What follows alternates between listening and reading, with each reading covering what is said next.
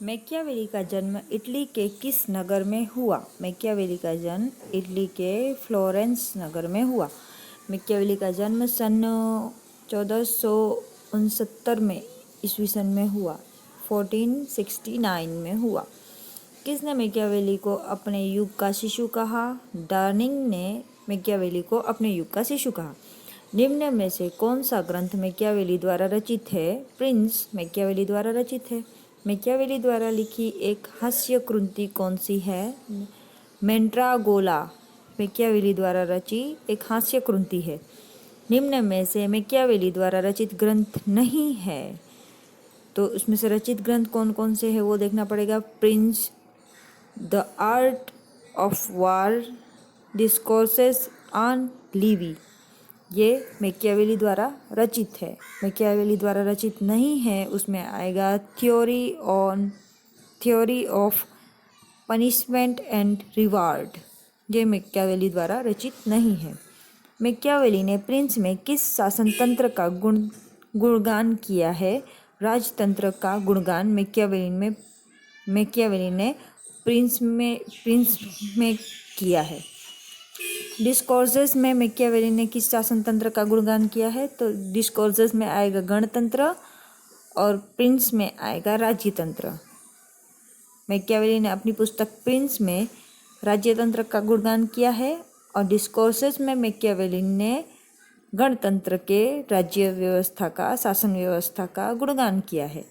Next, Machiavelli ने सिद्धांत दिया है, कौन सा सिद्धांत दिया है?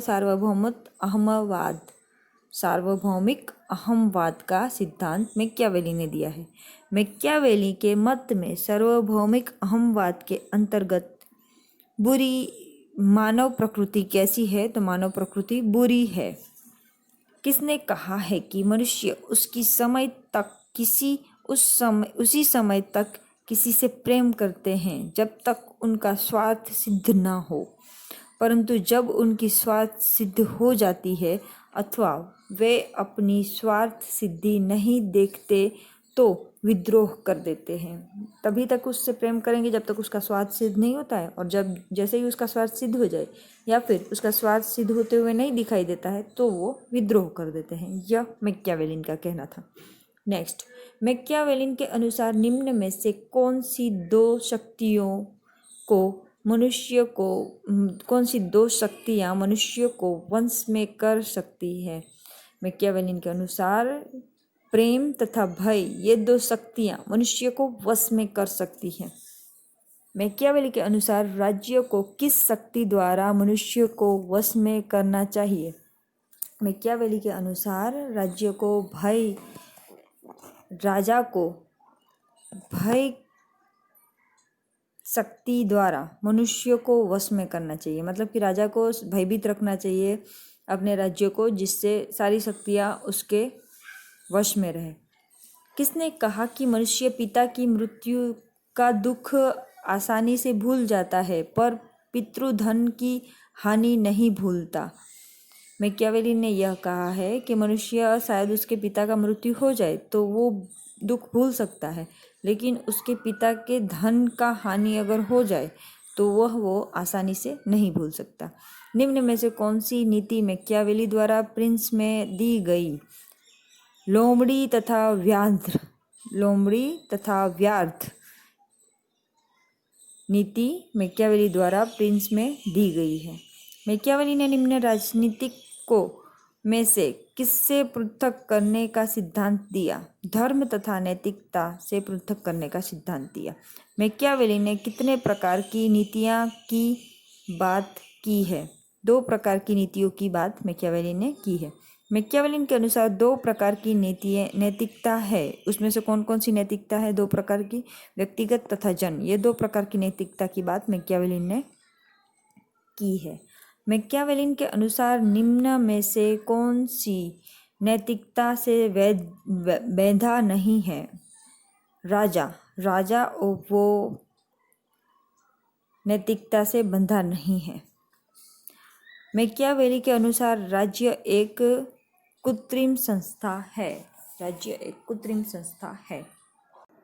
मैकियावेली के अनुसार राज्य परिवर्तनशील है तथा उसके उत्थान एवं पतन का लंबा इतिहास है। राज्य कैसा है? परिवर्तनशील है और उसके उत्थान और पतन का एक लंबा इतिहास है। मैकियावेली के अनुसार दो प्रकार के राज्य है, स्वास्थ्य एवं अस्वस्थ। ये दो प्रकार के राज्य मैकियावेलिन के अनुसार है। मैकियावेलिन के मत में राजा को गंभीर दंड आदि के कार्य किसके द्वारा करने चाहिए? अधिकारियों द्वारा। मैकियावेलिन के मतानुसार राजा को गंभीर दंड आदि का कार्य करना चाहिए। मैकियावेली के अनुसार राजा को सामाजिक रूढ़ियों तथा परंपराओं में हस्तक्षेप नहीं करना चाहिए। यह कथन सही है। मैकियावेली के अनुसार राजा को उदार होते हुए भी इस बात का ध्यान रखना चाहिए कि कहीं उसकी उदारता का कोई गलत लाभ न उठा सके। यह कथन किसका है? यह कथन मैकियावेलिन का है और यह सही है। मैकियावेलिन ने यह कथन दिया है। मैकियावेली के अनुसार राजा को उदार होते हुए भी इस बात का ध्यान रखना चाहिए कि उसकी उदारता का कोई गलत लाभ न उठा सके। यह मैकियावेलिन ने कहा है और यह सही कथन है। मैकियावेली के अनुसार राजा को बचना चाहिए। किससे बचना चाहिए? चापलूसों से बचना चाहिए। मैकियावेलिन के अनुसार मैकियावेली ने राजतंत्रों को किन दो प्रकारों में विभाजित किया है? तो कि पैतृक और तथा कृत्रिम। पैतृक तथा कृत्रिम दो विभागों में विभाजित किया है राजतंत्र को। किसने? मैकियावेलिन ने। प्रिंस के रचना के अंतर्गत यह प्रतीत होता है कि मैकियावेली इटली में शक्तिशाली राजतंत्र की स्थापना करना चाहता था। यह कथन सही है। मैकियावेली पर तत्कालीन इटली की कमजोर स्थिति तथा सामाजिक दुर्दशा का प्राप्त प्रभाव पड़ा है, यह कहना सही होगा। नेक्स्ट, मैकियावेली के अनुसार शासन को किसकी शक्तिशाली सेना का निर्माण करना चाहिए? नागरिकों की शक्तिशाली सेना का निर्माण करना चाहिए। किसके अनुसार? मैकियावेली के अनुसार। नेक्स्ट, मैकियावेली इटली की दुर्दशा दूर करते हुए इटली का क्या करने के पक्ष में थे? इटली का एकीकरण करने के पक्ष में थे। नेक्स्ट, मैकियावेली की संपूर्ण शक्ति निहित है राजा में। नेक्स्ट, आधुनिक युग का प्रारंभ माना जाता है मैकियावेली को। नेक्स्ट, मैकियावेली के अनुसार चर्च राज्य के अंतर्गत होगा, यह कथन सही है। नेक्स्ट, गेटल के अनुसार मैकियावेली प्रथम आधुनिक राजनीतिक विचारक तथा प्रथम आधुनिक यथार्थवादी था, यह कथन सही है। नेक्स्ट, किसने मैकियावेली को मध्य युग तथा आधुनिक युग का संबंध विच्छेद करने वाला प्रथम विचारक माना? डर्निंग ने। नेक्स्ट, किसके अनुसार मैकियावेली प्रथम राजनीतिक वैज्ञानिक था? कैटलिन के अनुसार। नेक्स्ट, मैकियावेली ने सरकारों के शुद्ध तथा अशुद्ध रूप का वर्गीकरण करने में किस दार्शनिक का अनुसरण किया?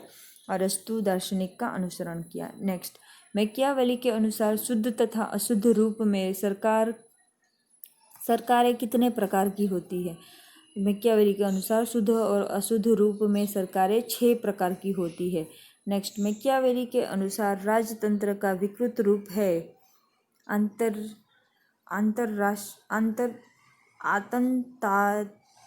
आततायी तंत्र, टायरेनी, मतलब कि टायरेनी। आततायी तंत्र। मैकियावेली के अनुसार राजतंत्र का विकृत रूप आततायी तंत्र है, जिसको टायरेनी बोला जाता है। नेक्स्ट, मैकियावेली के अनुसार कुलीन तंत्र का विकृत रूप है वर्गतंत्र। नेक्स्ट, मैकियावेली के अनुसार भीड़ तंत्र गणतंत्र का विकृत रूप है, यह कथन सही है। नेक्स्ट, मैकियावेली ने गणतंत्र का गुणगान प्रिंस में तथा राज्यतंत्र का गुणगान डिस्कोर्सेस में किया है, यह कथन गलत है। मैकियावेली का जन्म 1569 ईस्वी सन में तथा मृत्यु 1527 ईस्वी सन में हुई, इनमें से कौन सा तथ्य गलत है? कोई नहीं, दोनों सही है। मैकियावेली का मृत्यु जो है 1527 में हुआ था और जन्म 1469 में हुआ था। नेक्स्ट, मैकियावेली पर पुनर्जागरण तथा इटली की दुर्दशा का पर्याप्त प्रभाव पड़ा है, यह कथन सत्य है। मैकियावेली ने दो प्रकार के राजतंत्र की बात की है, पैतृक तथा कृत्रिम। ये दो प्रकार के राजतंत्र की बात मैकियावेली ने की है। नेक्स्ट, मैकियावेली साम्राज्यवाद का समर्थन करता है। नेक्स्ट, मैकियावेली के अनुसार निम्न में से कौन सी व्यवस्था बुरी है? कुलीन तंत्र बुरी है। किस राजनीतिक विचारक के विचार में साध्य साधन के औचित्य को बताया है? मैकियावेली ने। किसने कहा कि मैकियावेली विधर्मी नहीं धर्मनिरपेक्ष है? वह अपनी राजनीति में दुराचारी नहीं बल्कि धर्मनिरपेक्ष है। यह कथन मैक्सी का है। किसके मत में विस्तार राज्य के स्वास्थ्य का लक्षण है? मैकियावेली। नेक्स्ट, सर्वशक्तिशाली विधायक की धारणा मैकियावेली ने प्रस्तुत की, यह सत्य है कथन। सर्वशक्तिशाली विधायक की धारणा मैकियावेली ने दी, यह कथन सत्य है। नेक्स्ट, मैकियावेली के अनुसार विधि का स्रोत राजा है। नेक्स्ट, राजनीति चिंतन के इतिहास में पुनर्जागरण शक्ति का अग्रदूत किसे कहा जाता है? मैकियावेली को कहा जाता है। जहाँ मैकियावेली आधुनिक युग के भवन तक पहुँच गया है, वहाँ बोंदा उसकी दहलीज पर खड़ा है। यह कथन जोन्स का है कि जहाँ मैकियावेली आधुनिक युग के भवन तक पहुँच गया है, वहाँ बोंदा उसकी दहलीज तक पर खड़ा है। यह कथन जोन्स का है। किसने कहा कि मुसोलिन मैकियावेलिन व प्रिंस था? मुसोलिन मैकियावेलिन का प्रिंस था। यह किसने कहा? ऑक्साट ने कहा कि मुसोलिन मैकियावेलिन का प्रिंस था। मैकियावेलिन ने जो प्रिंस में एक राजा का जो सिद्धांत दिया है, वो मुसोलिन मैकियावेलिन का प्रिंस था, ऐसा ऑक्साट ने कहा। नेक्स्ट, हॉब्स का जन्म कब हुआ? अभी आ गए हम हॉब्स के ऊपर। हॉब्स का जन्म 1588 ईस्वी सन में हुआ, 1588 में हुआ।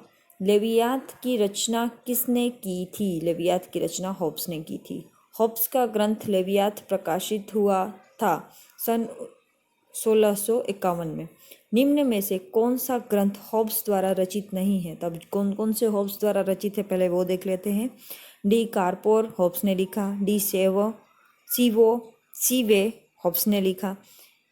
एलिमेंट ऑफ लॉ, ये भी हॉब्स का लिखा हुआ है। हॉब्स का लिखा नहीं है, उसमें आएगा डी एलिमेट्री हॉब्स का लिखा नहीं है। डी सीवे के अंतर्गत हॉब्स ने संप्रभु की परिभाषा तथा उसका स्पष्टीकरण किया, यह कथन सत्य है। नेक्स्ट, अपनी किस कृति के अंतर्गत हॉब्स में निरंकुशवादी राजतंत्र का समर्थन किया है तथा यह ग्रंथ 4 भागों में बांटा है? वह ग्रंथ है लेवियाथन। लेवियाथन में कृति में के अंतर्गत हॉब्स ने निरंकुशवादी राजतंत्र का समर्थन किया है तथा इस ग्रंथ को 4 भागों में भी विभाजित किया है हॉब्स ने। किसमें? लेवियाथन में। नेक्स्ट, हॉब्स के राजनीतिक चिंतन का आधार कौन सी पद्धति है? वैज्ञानिक पद्धति हॉब्स के चिंतन की पद्धति है, विचारक पद्धति है। नेक्स्ट, हॉब्स के वैज्ञानिक भौतिकवाद किससे ग्रहण की? हॉब्स ने जो भौतिकवाद वैज्ञानिक पद्धति है वो गैलीलो से ग्रहण की है। हॉब्स ने निम्न में से किस सिद्धांत का प्रतिपादन किया? हॉब्स ने सामाजिक समझौता सिद्धांत का प्रतिपादन किया है। हॉब्स ने गैलीलो को गति के सिद्धांत को अपनी अध्ययन का केंद्र बिंदु बनाया। हॉब्स ने गैलीलो की गति के सिद्धांत को अपने अध्ययन का केंद्र बिंदु बनाया है। किस दार्शनिक ने समुदायवादी मनोविज्ञान के प्रणेता के रूप में हॉब्स का नाम उल्लेखित किया है? विलियम जेम्स ने। दार्शनिक के समुदायवादी मनोवैज्ञानिक के प्रणेता के रूप में विलियम जेम्स ने हॉब्स का नाम उल्लेखित किया है। नेक्स्ट, हॉब्स के अनुसार संसार में पदार्थ के अतिरिक्त बुद्धि भी सत्य नहीं है। उसके लिए आध्यात्मिक सत्ता एक काल्पनिक वस्तु मात्र है। यह कथन सत्य है। हॉब्स के अनुसार संसार में पदार्थ अतिरिक्त बुद्धि भी सत्य नहीं है, बुद्ध भी सत्य नहीं है। उसके लिए आध्यात्मिक सत्ता एक काल्पनिक वस्तु मात्र है। मतलब कि हॉब्स जो है वो आध्यात्मिकता में विश्वास नहीं रखता है। ठीक है। नेक्स्ट, हॉब्स के अनुसार मनुष्य असामाजिक प्राणी है। हॉब्स के अनुसार मनुष्य असामाजिक प्राणी है। नेक्स्ट, हॉब्स समस्त भावनाओं को दो प्रारंभिक भावनाओं पर आधारित करता है, इच्छा अनिच्छा। हॉब्स की बहुत ही फेमस है वास्तविक इच्छा और सामान्य इच्छा। यही दो भावनाओं के आधार पर वो समाज के विचारों को प्रतिपादित करता है। नेक्स्ट, हॉब्स के अनुसार प्राकृतिक अवस्था में प्रत्येक व्यक्ति का प्रत्येक व्यक्ति के विरुद्ध युद्ध की स्थिति थी। यह सत्य है। हॉब्स हमेशा समझता था कि प्राकृतिक अवस्था में एक व्यक्ति दूसरे व्यक्ति को हमेशा युद्ध करने के लिए तैयार रहना चाहिए, क्योंकि व्यक्ति हमेशा खुद को असंतुष्ट मानता है और खुद को वो प्राकृतिक अवस्था में खुद को असुरक्षित मानता है। नेक्स्ट, हॉब्स के अनुसार प्राकृतिक नियमों की संख्या 19 थी। हॉब्स के अनुसार प्राकृतिक नियमों की संख्या 19 थी। हॉब्स के अनुसार नागरिक कानून संयुक्त की इच्छा थी।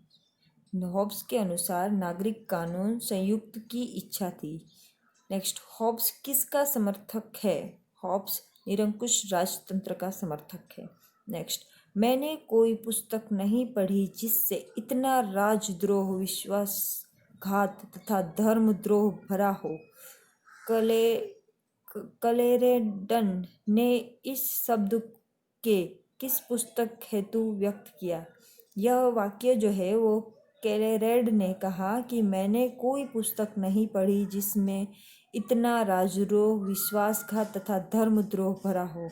ये लेवियाथन के ग्रंथ की बात कर रहा है कि लेवियाथन नामक एक ग्रंथ है जो कि हॉब्स ने लिखा था, जिसमें बहुत ही राजद्रोह, विश्वासघात तथा धर्मद्रोह के बारे में उल्लेख किया गया है। ऐसा बोलने वाला कौन है? क्लेरेडन। क्लेरेडन के अनुसार यह शब्द उसने प्रयोग किया है लेवियाथन के लिए। नेक्स्ट, 17वीं सदी में राजा और संसद के बीच संघर्ष में हॉब्स ने किसका समर्थन किया? राजा का। 17वीं सदी में जब राजा और संसद के बीच में विद्रोह हो रहा था, संघर्ष हो रहा था, तब हॉब्स ने राजा का समर्थन किया है। नेक्स्ट, हॉब्स के समय में इंग्लैंड की राजनीतिक स्थिति असंतोषजनक थी। यह कथन सत्य है। नेक्स्ट, हॉब्स की मृत्यु कब हुई थी? 1669 ईस्वी में हॉब्स की मृत्यु हो गई थी। नेक्स्ट, हॉब्स के चिंतन में व्यक्तिवाद का तत्व संपूर्ण रूप से आधुनिक है। इस दृष्टि से हॉब्स ने आगामी युग का संकेत अच्छी तरह समझकर निभाया। यह विचार सेबाइन का है। नेक्स्ट, हॉब्स के अनुसार राज्य मनुष्य की वृत्तियों पर नियंत्रण के लिए बनाया गया है। यह कथन सत्य है। हॉब्स के अनुसार राज्य की स्थापना हुई है सामाजिक संविदा द्वारा। हॉब्स के अनुसार राज्य की स्थापना हुई है सामाजिक संविदा द्वारा। नेक्स्ट, हॉब्स के अनुसार सामाजिक समझौता हुआ है। किसके बीच? व्यक्ति और व्यक्ति के माध्यम हुआ है सामाजिक समझौता। हॉब्स के अनुसार राज्य का सर्वश्रेष्ठ रूप राजतंत्र है। यह विचार किसका है कि तलवार के बिना समझौता व्यर्थ है? हॉब्स का विचार है कि तलवार के बिना समझौता व्यर्थ है। नेक्स्ट, हॉब्स संप्रभु के संदर्भ में अतिवादी दृष्टिकोण अपनाता है। सत्य है यह बात। संप्रभुता संबंधित हॉब्स का दृष्टिकोण निरंकुश तथा अपरिमित संप्रभुता का सिद्धांत है। नेक्स्ट, हॉब्स का नागरिक कानून विवेक का आदेश है। विवेक का आदेश है हॉब्स का नागरिक कानून। नेक्स्ट, यह किसके विषय में कहा गया है कि वह और भय दोनों जुड़वा पैदा हुए हैं। हॉब्स ने कहा है कि हॉब्स के विषय में कहा गया है कि वह और भय दोनों जुड़वा पैदा हुए हैं। नेक्स्ट, हॉब्स की अध्ययन पद्धति ऐतिहासिक है। नेक्स्ट, हॉब्स संवेदन भाव है। संवेदनशील विचारकों मनुष्य में पैदा पदार्थ की गति का विभिन्न रूप माना गया है। यह कथन सही है।